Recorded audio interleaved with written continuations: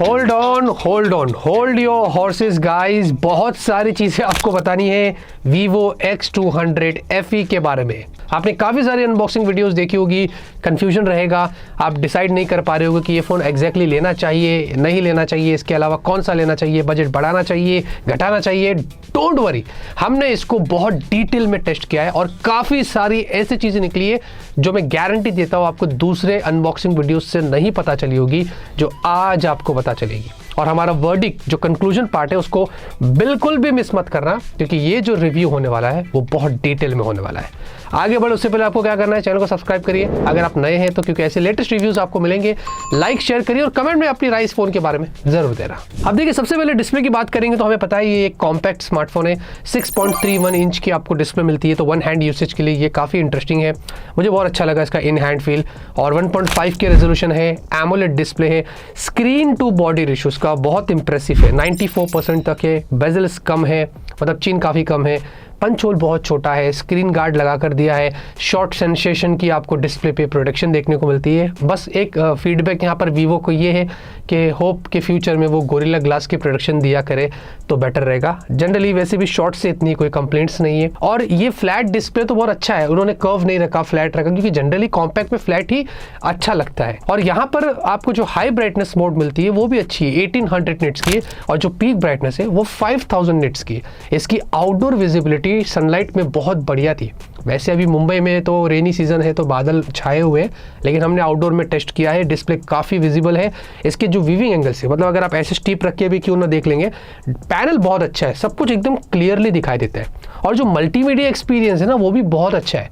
वैसे सेटिंग्स में हमने कलर्स को लेकर कोई छेड़छाड़ नहीं करी थी, उसके बिना अगर मैं बात करूँ नॉर्मली बाय डिफ़ॉल्ट तो कलर्स काफ़ी अच्छे हैं, पंची है। अगर आप नॉन HDR वीडियो देख रहे हो तो वो बहुत अच्छा लगता है, और HDR वीडियो देखेंगे तो ऑटोमेटिकली डिस्प्ले को वो ब्राइट कर देता है। लेकिन उसमें भी कहीं ना कहीं समवॉट अगर आप मुझसे पूछते हैं तो मैं एक चीज़ कहूँगा कि इन्होंने कलर्स को थोड़ा कंट्रोल किया है, ब्राइटनेस को भी थोड़ा कंट्रोल किया ताकि वो ज़्यादा ओवर सैचुरेटेड ना हो जाए।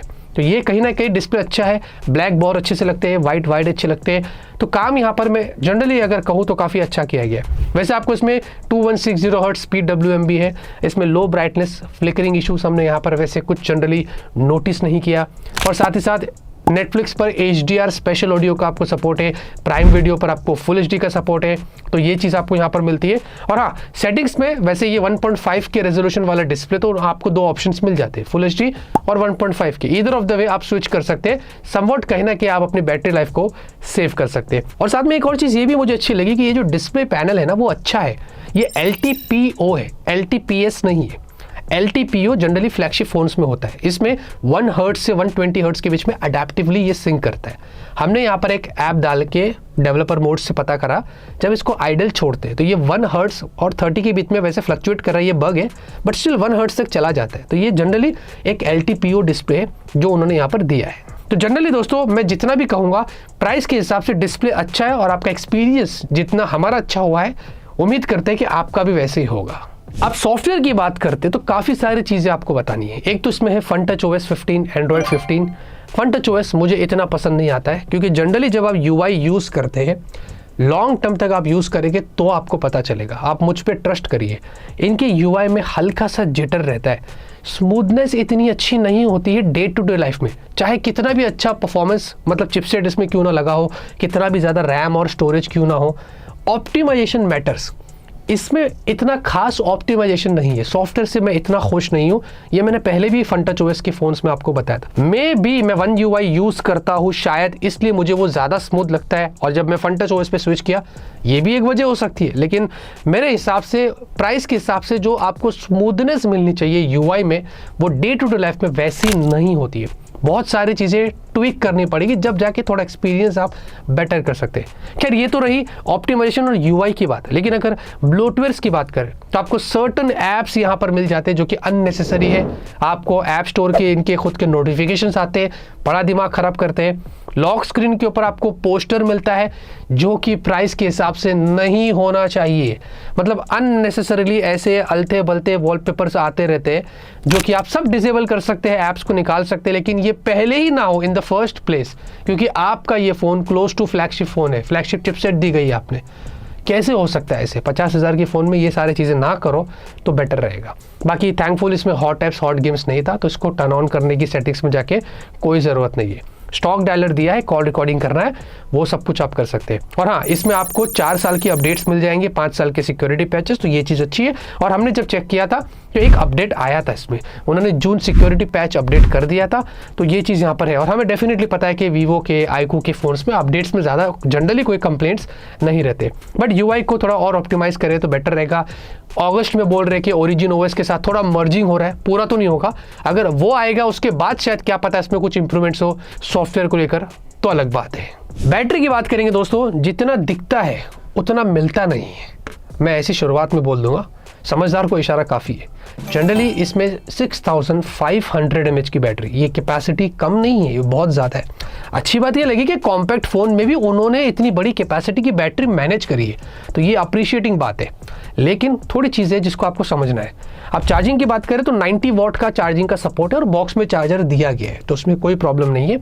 इसमें 0 to 50% आप लगभग 35 मिनट के आसपास चार्ज कर सकते हैं इनके ओरिजिनल चार्जर से, और 100% की बात करें तो 1 घंटे के आसपास फुल चार्ज हो जाता है, तो यहाँ तक तो कोई प्रॉब्लम नहीं है। फिर हमने इसमें 4K वीडियो प्लेबैक किया था यूट्यूब के ऊपर। जनरली मल्टीमीडिया टेस्टिंग होता है कि अगर आप लॉन्ग टर्म तक इसमें मल्टीमीडिया या वीडियो प्लेबैक करते हैं तो ये कितना बैकअप दे सकते हैं। हमने 13 घंटे यहाँ पर किया था और इसमें लगभग 41% ही ड्रॉप हुआ था।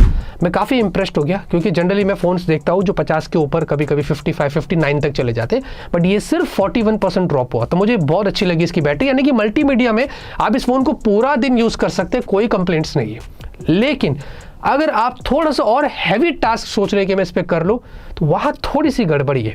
जैसे कि अगर आपको 2-3 घंटा दिन में गेम्स खेलने हैं या 1-2 घंटा भी खेलना है, या इधर अगर आपको उसके अंदर इंस्टाग्राम, ट्विटर, साथ में यूट्यूब वीडियोस भी देखना है, प्लस आपको अगर कैमरे से वीडियो रिकॉर्डिंग करना है, फोटोज लेना है, ये पूरा जनरल टास्क होता है। और हमारा थोड़ा हैवी होता है क्योंकि हम फ़ोन को स्लीप में नहीं डालते, हम कॉन्स्टेंटली इसका इस्तेमाल करते। तो यहाँ पर हमने ऐसे 9 घंटे का लगभग पूरा टेस्ट किया था और इसमें 92% ड्रॉप हो गया। तो मुझे इसकी बैटरी उस मामले में थोड़ी बेटर नहीं लगी, थोड़ा और बेटर हो सकता था, मैं ऐसे ही कहूँगा। सिर्फ 8% बैटरी रिमेनिंग थी, तो ये एक थोड़ा सा इशू है। यानी कि एंड ऑफ द डे अगर आप मिक्स्ड यूसेज करते हैं तो शायद 15 से 20% बैटरी रिमेनिंग रहेगी, और अगर आप कोशिश करते हैं बहुत अच्छे से यूज़ करने की, सारे चीज़ों को टोन डाउन करने की, तो शायद 1 से 1.5 दिन का आपको बैकअप मिल सकता है। लेकिन 6500 mAh बैटरी के हिसाब से वो बैकअप नहीं मिल रहा है जैसा मैं एक्सपेक्ट कर रहा था। और मैं जानता हूँ कि आप में से काफ़ी सारे लोग भी सुनकर सोच रहे होंगे कि भाई इतना 8:30 बजे तक, मतलब दोपहर के सुबह के 11:30 बजे से शाम के 8:30 बजे तक, ये तो सीधा 9% पे चला गया। तो समवॉट मुझे लगता है कि इन मामलों में उनको कुछ इंप्रूवमेंट्स करनी चाहिए, थोड़ा एक अपडेट से फिक्स भी किया जा सकता है, इसमें कोई कंप्लेंट्स नहीं है। बट स्टिल इतना मैं ज़रूर कहूँगा, अगर मैं कंक्लूड करूँ तो 1 दिन का बैकअप आपको इसमें आराम से मिलेगा। और हाँ, एक चीज़ और, आपको वायरलेस चार्जिंग नहीं मिलती।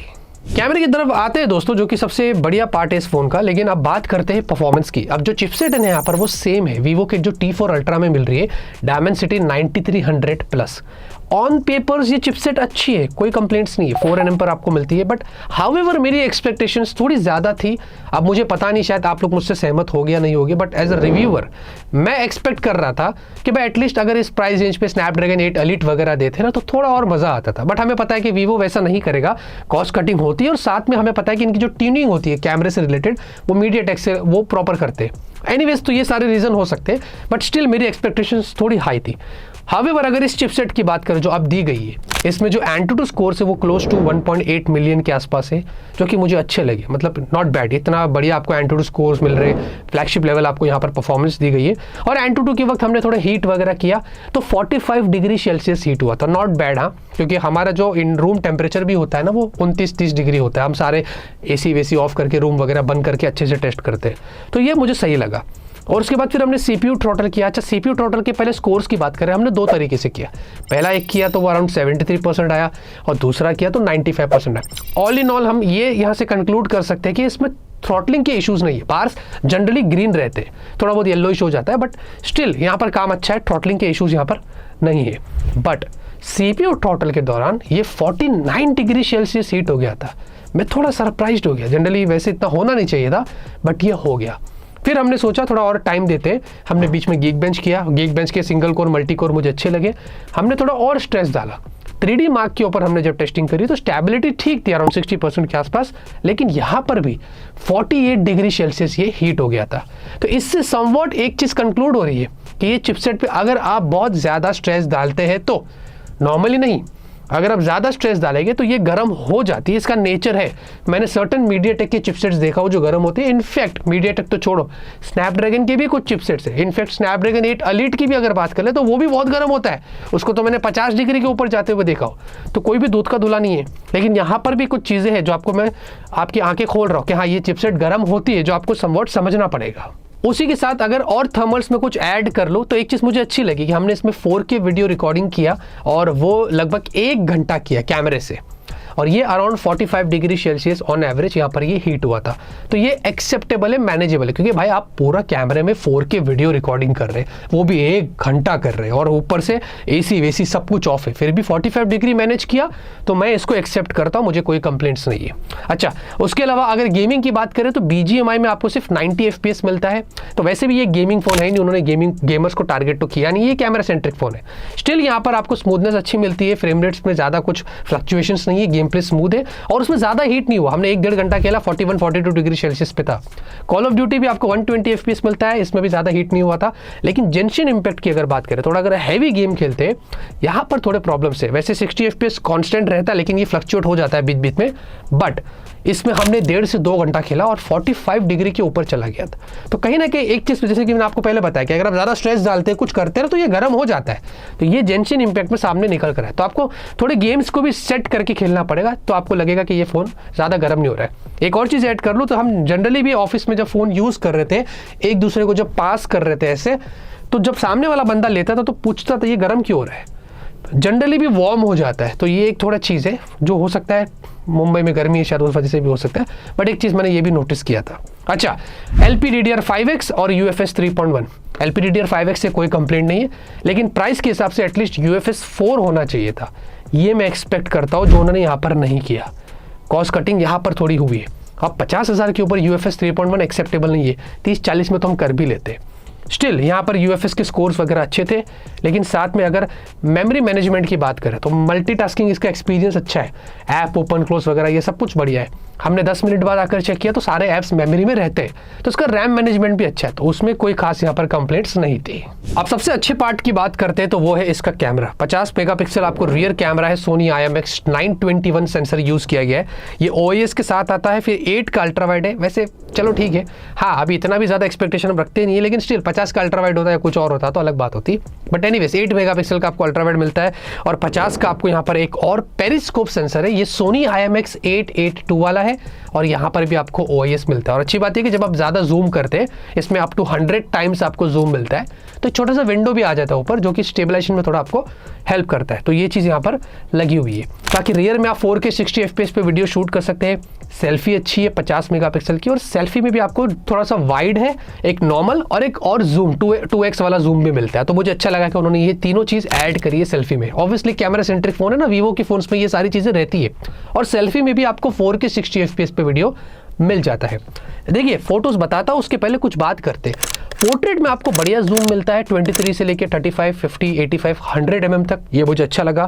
बाकी आपको एक AI फीचर भी दिया गया है विजुअल करके, जिसमें स्प्रिंग, समर, ऑटम, विंटर जैसे ये फोटोज आप देख लीजिए, ऐसा लगेगा कि आप अलग अलग मौसम में यहाँ पर खड़े हैं।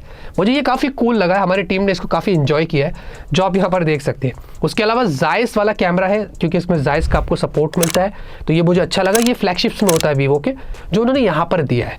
और जायस के भी काफ़ी सारे फिल्टर्स है, इफेक्ट्स है, ये सारी चीज़ें आपको मिलती है जो आप देख सकते हैं। और एक और चीज़, इसमें पोर्ट्रेट वीडियो भी आपको मिलता है, जो रियर और सेल्फी दोनों में काम करता है। लेकिन याद रहे, पोर्ट्रेट वीडियो जो है ना, वो सिर्फ फुल HD 24 FPS या इधर 30 FPS, 60 FPS नहीं है, और 4K में नहीं है। तो ये चीज़ है। लेकिन आप अगर पोर्ट्रेट वीडियोस निकालना है, थोड़ा अच्छे और प्रीमियम क्वालिटी के वीडियोस चाहिए, तो वो आप यहाँ पर कर सकते हैं। हाँ, और last but not the least, आपको ऑरा लाइट भी मिलती है, जो जनरली वीवो के फोन्स में रहता है। तो ये समवॉट नाइट में आप काफ़ी अच्छे फोटोज इसके जरिए जो वो निकाल सकते हैं। अच्छा, पिक्चर क्वालिटी की बात करें तो पहले ह्यूमन पोर्ट्रेट की बात करते हैं डे में। मुझे फोटोज़ बहुत अच्छे लगे। मैं जब भी रिव्यू करता हूँ, मैं कंप्लेंट्स निकालता हूँ, हम बहुत कोशिश करते हैं कि कुछ निकल जाए, लेकिन ऐसा नहीं है। मैं बहुत कोशिश किया, लेकिन मुझे फोटोज़ बहुत अच्छे लगे। आप ह्यूमन पोर्ट्रेट देखेंगे, जूम्स देखेंगे पोर्ट्रेट के, सब कुछ अच्छा है, बहुत अच्छे से काम किया गया है। नॉर्मल अगर 50 मेगापिक्सल की फोटोज देखते हैं जूम करके, अगर शार्पनेस की बात करिए, जो रेड बोर्ड है इसमें सारी चीज़ें जो लिखी है छोटी छोटी वो क्लियरली दिखाई दे रही है। कलर्स बहुत अच्छे हैं, व्हाइट कलर को जो फ्लावर्स है आप देखेंगे कितने अच्छे से बैलेंस किया है। इनफैक्ट फ्रूट के कलर्स भी अगर आप देखेंगे तो बहुत अच्छे से बैलेंस किया है, ओवर सैचुरेट नहीं होता है। तो मुझे बहुत अच्छा लगा कि जो काम लिया गया है यहाँ पर कैमरे में, ऑप्टिमाइजेशन यहाँ पर काफ़ी अच्छी निकल कर आई है। सेल्फी की अगर बात करें तो सेल्फी काफ़ी अच्छी निकल कर आई है, और अगर जूम सेल्फी भी देखेंगे तो बहुत क्लैरिटी के साथ आता है, मतलब फेस पे एक एक चीज़ दिखाई दे रही है। बहुत अच्छे से काम किया गया, अलग अलग सिनेरियोस में आपको मैं पोर्ट्रेट सेल्फीज दिखा रहा हूँ, आप देख सकते हैं। रियर वीडियो की बात करें तो रियर वीडियो मुझे अच्छा लगा है, वैसे कोई कंप्लेंट्स नहीं है, बट स्लाइट फ्लिकरिंग है। अगर आप थोड़े से कदम लेके बड़े बड़े चले गए ना तो थोड़ा सा वीडियो फ्लिकर होता है, तो ये थोड़ा फिक्स्ड किया जा सकता है। साथ में ऑटो फोकसिंग भी इसका काफ़ी अच्छा है। वीडियो के दौरान अगर आप हाथ को लेके आते हटा देते तो वो जो फोकस की स्पीड है ना वो अच्छी है, तो मुझे ये चीज़ यहाँ पर इसकी अच्छी लगी थी। बाकी अगर सेल्फी वीडियो की बात करेंगे तो यहाँ पर डायनामिक रेंज भी अच्छा है, वीडियो क्वालिटी भी अच्छी है, स्टेबलाइजेशन भी अच्छी है, यहाँ पर कोई प्रॉब्लम नहीं है। और हाँ, स्लो मोशन की बात करें तो 720p 480 fps पर है और फुल HD 240 fps है। हमने ये 480 fps पे लिया है, आप देख सकते हैं। मुझे अच्छा लगा कि स्लो मोशन वीडियोस यहाँ पर आ जाते हैं। बाकी 100 टाइम्स अगर जूम की बात करें तो यहाँ पर अगर डे और नाइट को मिलाकर बोलूँ तो फोटोज बहुत अच्छे हैं। इसमें यूजर पे डिपेंड करता है कि उसका हाथ जूम करते वक्त कितना ज़्यादा स्टेबल है। सर्टेन फोटोज जो हमने लिया उसमें थोड़ा बहुत शेकी हो जाता है, लेकिन कुछ फोटोज की क्लैरिटी बहुत अच्छी थी। ये डे और नाइट में आपको दोनों बता रहा हूँ, यानी कि एक ओवरव्यू दे दूँ, कंक्लूड करूँ तो आप अच्छी खासी जूम फोटोज इस फोन से यहाँ पर निकाल सकते हैं। नाइट में अगर रियर ह्यूमन पोर्ट्रेट की बात करते हैं तो भाई यहाँ पर मुझे अच्छा लगा, बट स्लाइट कलर बूस्ट करता है अगर आप जूम करते फोटोज को, थोड़ा विविड हो जाता है। तो वो पोर्ट्रेट जूम फोटोज है ना नाइट के, वो जूम वाले में मुझे थोड़ा ये दिखाई दिया था। फ्लैर्स की बात करें तो अगर आप फ्लैर्स के नज़दीक से फोटोज लेते, फ्लैर्स के मतलब स्ट्रीट लाइट्स की, तो वो थोड़ा सा प्रॉब्लम क्रिएट करता है। लेकिन अगर आप दूर के कोई नॉर्मल फोटोज लेते ना तो उसमें फ्लैर्स को कंट्रोल किया गया है, जो यहाँ पर साफ दिखाई दे रहा है। स्काई की अगर बात करें, वैसे भी इसमें जायज़ वाला आपको सेंसर मिलता है। मैं एक्सपेक्ट कर रहा था कि वैसे कुछ घोस्टिंग वगैरह ना हो, तो मेजॉरिटी ऑफ द फोटोज में घोस्टिंग नहीं थी, लेकिन एक फोटो एक पकड़ा गया जिसमें थोड़ी घोस्टिंग दिखाई दे रही है साफ साफ, वो आप यहाँ पर देख सकते हैं। बाकी अगर सेल्फी की बात करें तो सेल्फी गुड इनफ है, कोई कंप्लेंट्स नहीं है। डिपेंड करता है कि आप कौन सी लाइटनिंग कंडीशन में फोटोज ले रहे हो, तो मुझे कोई प्रॉब्लम नहीं है। और नाइट रियर वीडियो की बात करें तो भाई देखिए नाइट वीडियोस अच्छे हैं, कोई प्रॉब्लम नहीं है, क्लैरिटी बहुत अच्छी है, लेकिन थोड़ा फ्लिकरिंग है जो आप यहाँ पर देख सकते हैं। और सेल्फी वीडियो की भी अगर बात करें तो ब्राइट है, और जूम भी यहाँ पर सेल्फी में वीडियो के दौरान आप कर सकते हैं, नाइट में भी कोई प्रॉब्लम नहीं है। और नाइट की वीडियो सेल्फी भी मुझे यहाँ पर काफ़ी अच्छी लगी थी। फिर भी गूगल ड्राइव की लिंक डिस्क्रिप्शन में दिया हो, आप वहाँ पर जाके चेकआउट कर सकते हैं। बाकी नेटवर्क कनेक्टिविटी की बात करें तो देखिए आपको मल्टीपल 5G बैंड्स दिए गए हैं, एस से NSA 5G बैंड्स सब कुछ चलता है। इसमें हमने डाउनलोड्स किया, स्पीड टेस्ट किया, उसमें कोई प्रॉब्लम नहीं है। थोड़ा बहुत ड्रॉप्स रहते हैं नेटवर्क में, but it depends on the situation, आप कहाँ पर है, कैसे है। साथ ही साथ आपको वाईफाई 7 है, ब्लूटूथ 5.4 है, NFC दिया गया है। तो अच्छा लगा कि वीवो वाले फीडबैक लेते हैं, और जनरली जितने जो सेंसर्स है वो सारे सेंसर्स आपको मिल जाते हैं। अच्छा, डिज़ाइन की भी बात कर ले तो भाई देखिए मुझे ये वाला कलर बहुत अच्छा लगा है, ये येलोइश वाला जो एम्बर येलो जिसको बोलते हैं।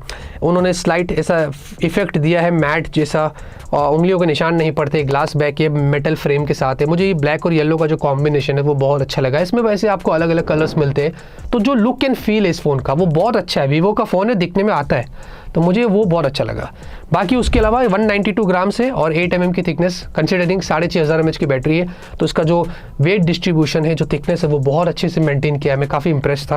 प्लस आपको इसके अंदर डुअल माइक मिलता है, डुअल स्टेरियो स्पीकर्स दिया गया है जो कि अच्छा है, और डुअल सिम, वैसे ई सिम की यहाँ पर कोई बात नहीं हुई, लेकिन डुअल सिम का आपको सपोर्ट मिलता है। और हाँ, अंडर डिस्प्ले फिंगरप्रिंट स्कैनर है, लेकिन ये ऑप्टिकल है। वैसे भी हमें पता है अल्ट्रासोनिक जनरली बहुत महंगे वाले फोन्स में होता है, बट स्टिल यहाँ पर ऑप्टिकल है और वो काम कर लेता है। USB पोर्ट USB 2 वाला है, बट यहाँ पर USB 3.2 दिया जा सकता था, तो ये आउटडेटेड लगा मुझे। वैसे अगर हैप्टिक्स की भी बात करें, वाइब्रेशन फीडबैक इस फोन में इतना अच्छा नहीं है, एवरेज है। मतलब इससे बेटर मुझे OnePlus 13S का लगा, जब मैंने दोनों को कंपेयर किया था, तो हैप्टिक्स प्राइस के हिसाब से ना बेटर हो सकता था। हावेवर IP रेटिंग्स अच्छी है, IP68 69, वहाँ पर कोई प्रॉब्लम नहीं है। तो ये सारी चीज़ें हैं इसके डिज़ाइन को लेकर, कॉम्प्रोमाइजेस थोड़े बहुत हुए, लेकिन फिर भी लुक एंड फील और बिल्ड क्वालिटी की बात करें तो वो आपको अच्छा मिलता है। अब जाते रहते दोस्तों बात करते हैं प्राइस की, और फाइनल वर्डिक अगर आपको मैं दे दूँ, जितना भी आपने वीडियो देखा रहेगा तो आपको समझ में आ गया होगा। देखिए 12/256 इसका बेस वेरिएंट से ये स्टार्ट होता है। मुझे बहुत अच्छा लगा कि उन्होंने कोई 8GB यहाँ पर नहीं रखा। और हम लोग नॉर्मल प्राइस की बात करते हैं 54,999, फिर एक 16,512 है, वो आपको 60,000 का मिलता है। अगर आपको ज़्यादा रैम, ज़्यादा स्टोरेज चाहिए, वो आप पे डिपेंड करता है। और यहाँ पर दोस्तों ये जो स्मार्टफोन की प्राइस है वो एक्सेप्टेबल है समवॉट, मैं ऐसे ही कहूँगा। हम मानते हैं कि हमारे में बहुत सारे एक्सपेक्टेशंस और भी रहती है कि और प्राइस कम होनी चाहिए थी, ये होनी चाहिए थी, चलो वो अपनी जगह पर ठीक है। बट अगर इस प्राइस पर ये फ़ोन आ ही गया है तो चिपसेट थोड़ी बेटर हो सकती थी, थर्मल्स को बेटर किया जा सकता है, क्योंकि फ़ोन बहुत गर्म हो जाता है कभी कभी, जिसके बारे में ज़्यादा लोगों ने बात नहीं किया, मुझे पता नहीं क्यों। और हमने जो UFS 3.1 देखा है उसको भी बेटर किया जा सकता था। लेकिन इसका जो कैमरा है वो बहुत अच्छा है, कैमरे में कोई प्रॉब्लम नहीं है। मैं इसको एक परफेक्ट कैमरा सेंट्रिक फ़ोन बोल सकता हूँ इस प्राइस रेंज पे। मुझे डिस्प्ले अच्छा लगा, लेकिन बैटरी में प्रॉब्लम है। अगर आप ज़्यादा हैवी टास्क करते हैं, आपको लग रहा है कि मैं इसमें से बहुत सारा जूस निकाल लूँ, बैटरी बहुत अच्छी निकाल लूँगा, तो वैसे नहीं है। थोड़ा बहुत मिक्स यूसेज करके आपको अपने यूसेज को कम करना पड़ेगा, जब जाके आप इसकी बैटरी इंप्रूव कर, मतलब थोड़ा बेटर बैकअप निकाल सकते हैं। तो अगर आप मुझसे पूछते हैं तो आप देखिए इस प्राइस रेंज पर OnePlus 13S है, जिसका एक फुल कंपैरिजन बन रहा है, उसके लिए बने रहना। लेकिन उसमें आपको सॉफ्टवेयर बेटर मिलता है, उसकी चिपसेट थोड़ी सी बेटर है। तो एक चीज़ तो ये है कि अगर आपकी ये 2 प्रायोरिटी है तो आप वहाँ पर स्विच कर सकते हैं। लेकिन आपको लग रहा है नहीं मैं फंटो चॉइस को एक्सेप्ट कर सकता हूँ, मुझे कोई प्रॉब्लम, मुझे एक अच्छा कैमरा वाला फ़ोन चाहिए, बैलेंस परफॉर्मेंस चाहिए, तो ठीक है ये फ़ोन आपके लिए। लेकिन आपको लग रहा है कि नहीं इतना पैसा मुझे स्पेंड नहीं करना है, तो ऑप्शन तो फिर आपको बहुत मिलेंगे 30, 35, 40 हज़ार में। लेकिन अगर Vivo T4 Ultra इनका ही बात कर ले छोटे भाई की, तो वो आपको 40 हज़ार के नीचे मिल जाते हैं। जनरल दोनों में इधर उधर की चीज़ें हैं, आप देख सकते हैं, मैं आपको चार्ट दिखा रहा हूँ। Vivo T4 Ultra में थोड़े कॉम्प्रोमाइज़ है जो साफ दिखाई दे रहा है। X200 Fan Edition प्राइस के हिसाब से थोड़े फीचर्स आपको ज़्यादा देता है। तो अगर आपको लगता है कि मैं अगर Vivo का ही फ़ोन चाहिए, इतना स्पेंड नहीं करना, तो 40 हज़ार के नीचे वाला फ़ोन फिर Vivo T4 Ultra ही आप चूज़ कर सकते हैं। बाकी इसका एक फुल कंपैरिजन आएगा OnePlus 13S के साथ, फिर एक फाइनल वर्डिक्ट देंगे, फिर आप डिसाइड कर सकते हैं कि आपको ये लेना है या OnePlus 13S लेना है। बाकी आप मुझे बताइए कि इस फ़ोन के बारे में आपके क्या ख्याल आते हैं, आपको कैसे लगा है, और Vivo को जो भी फीडबैक देना है, मुझे जो भी फीडबैक देना है, वो आप कमेंट में दे सकते हैं। इतने दोस्तों इस वीडियो के अंदर लाइक, सपोर्ट, सब्सक्राइब करिए। तब तक के लिए ऑलवेज कीप स्माइलिंग।